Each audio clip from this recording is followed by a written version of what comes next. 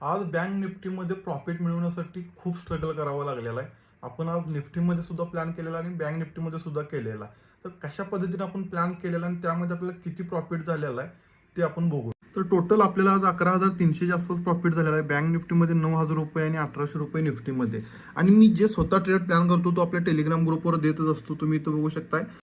मॉर्निंगला आपण इथं निफ्टीमध्ये ट्रेड प्लॅन केलेला 24,300चा सी. मार्केटच्या व्हॉलॅटिलिटीमध्ये आपला सगळ्यात पहिल्यांदा स्टॉप लॉस हिट झाला. त्याच्यानंतर सेम ट्रेड आपण प्लॅन केलेला, त्यामध्ये आपल्याला 162 पर्यंत हाय लागवताना बघायला मिळाला आणि त्यामध्ये आपल्याला 1:2चं रिस्क रिवॉर्ड रेशो अचीव झालेला आहे. त्याच्यानंतर बँक निफ्टीचं जसं मी तुम्हाला पहिल्यांदा सांगितलं की बँक निफ्टीनं खूप स्ट्रगल करायला लावला.